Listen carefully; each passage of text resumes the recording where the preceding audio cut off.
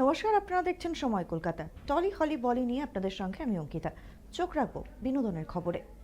একসময় শুভশ্রী গঙ্গোপাধ্যায়ের প্রেম ছিল দেব, তবে সেই পরাণ যায় জড়িয়া পর্ব বহু আগেই অতীত হয়েছে।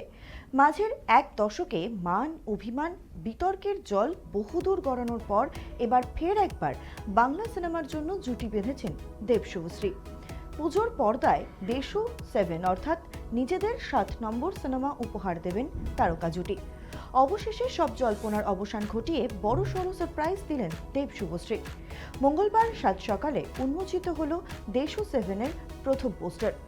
দেশু 7-এর পোস্টার ভাগ করে নিয়ে দেব শুভশ্রী লিখেছেন, ভালোবাসা সহজে হয় না, আর একবার হলে তাকে ছাড়া যায় না।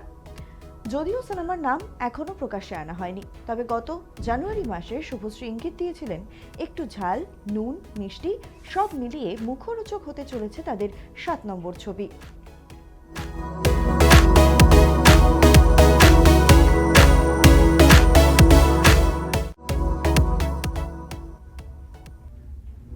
বিগত এক যুগেরও বেশি সময় ধরে দিদি নাম্বার 1-এর মুখ রচনা বন্দ্যোপাধ্যায়। নারী কেন্দ্রিক এই রিয়েলিটি শোয়ের সুবাদে এ যাবৎকাল বাংলার দর্শক মহলে একচেটিয়া আধিপত্য বজায় রেখেছিলেন তিনি। অভিনেত্রী নয়, বরং বাঙালির ঘরে ঘরে প্রিয় দিদি হিসেবেই জনপ্রিয়তার শিখরে পৌঁছেছেন রচনা। আর এবার শোয়ের সঞ্চালকের এহেন মুখবদল নিয়েই দর্শক মহলে হইচই। দিদি নাম্বারের দর্শককে ধন্যবাদ জানিয়ে স্বস্তিকার মন্তব্য, তিনি সবসময় তার সেরাটা দেওয়ার চেষ্টা করবেন। এই শোয়ের সমস্ত ভক্তরা নতুন সিজন উপভোগ করবেন, এমনটাই আশা রাখেন তিনি।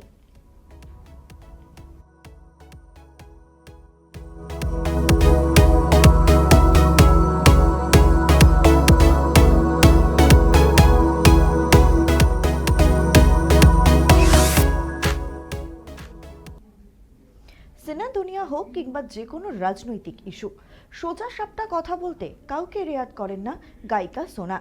এবার সঙ্গীত দুনিয়ায় লিঙ্গ বৈষম্যের সমালোচনা করে ফের চর্চায় সোনা মহাপাত্র।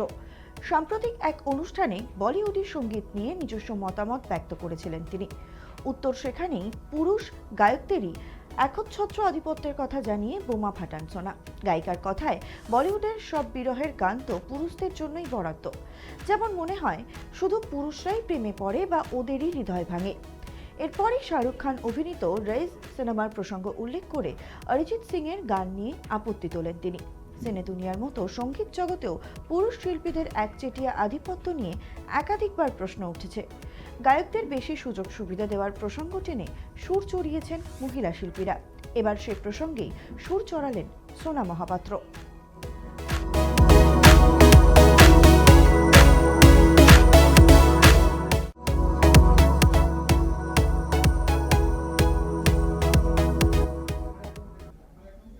সম্প্রতি সান ফ্রান্সিসকোতে কনসার্ট করতে যান দিলজিৎ।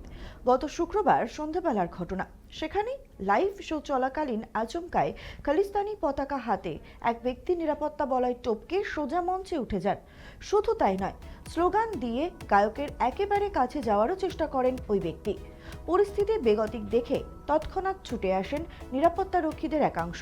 মঞ্চ থেকে প্রায় ধরপাকড় করেই নামানো হয় ওই খলিস্তানিপন্থীকে। আর এহেন ক্যামেরাবন্দি মুহূর্তই আপাতত নির্ভুবনে চর্চার শিরোনামে। প্রশ্ন উঠেছে, বারবার কেন পাঞ্জাবি পপস্টারের কনসার্টকে টার্গেট করছে খালিস্তানিরা?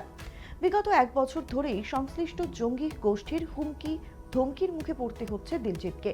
তবে পাঞ্জাব দি পুত্তর বরাবরই সিংহাম মেজাজে তাদের পাল্টা জবাব ছুড়েছেন। কানাডার কনসার্টে বিক্ষোভের পরও তিনি পাঞ্জাবি এসবে পাত্তা দেন না বলে সুর চড়িয়েছিলেন। আর তাতেই হয়তো দিলজিতের ওপর খালিস্তানিদের রাগ বেড়েছে, এমনটাই অনুমান ওয়াকিবহল মহলের।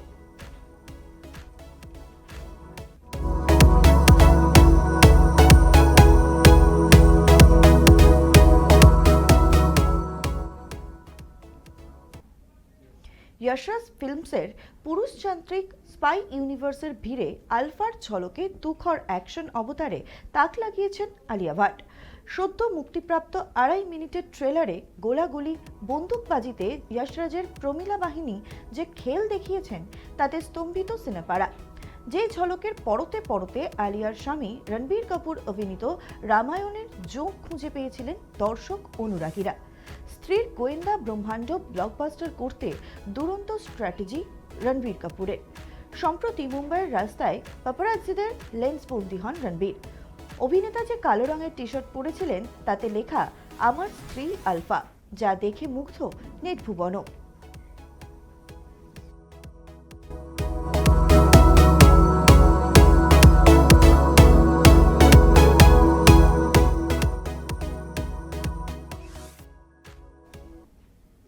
60 বছরের জন্মদিনে প্রেমিকা গৌরী স্প্র্যাটের সঙ্গে আলাপ করিয়েছিলেন আমির খান। সেই সময়ে মিস্টার পারফেকশনিস্টের জীবনে নতুন বসন্ত উঁকি দেওয়ার জল্পনায় শিলমোহর পড়ে। এবার খবর, সেই সম্পর্ককেই আরও এক ধাপ এগিয়ে নিয়ে যেতে চলেছেন ষাটোর্ধ্ব সুপারস্টার। চুপি সারেই তৃতীয় বিয়ের প্রস্তুতি শুরু করে দিয়েছেন আমির খান। অভিনেতার ঘনিষ্ঠ মহল আগেই জানিয়েছিল যে এবারের বিয়েটা একেবারে সাদামাটাভাবেই সারতে চান মিস্টার পারফেকশনিস্ট। কোনো রকম আড়ম্বর নয়, উপস্থিত থাকবেন শুধু পরিবারের সদস্যরা। 2 স্ত্রী, 3 সন্তান আর বোনদের সাক্ষী রেখেই গৌরী স্প্র্যাটের সঙ্গে নতুন দাম্পত্যের সূচনা করতে চলেছেন আমির খান। আগামী 5ই জুলাই নিজের বাসভবনে সই-সাবুতের মাধ্যমে নিকাহ সারবেন অভিনেতা। উপস্থিত থাকতে পারেন 2 বন্ধু শাহরুখ ও সালমানও।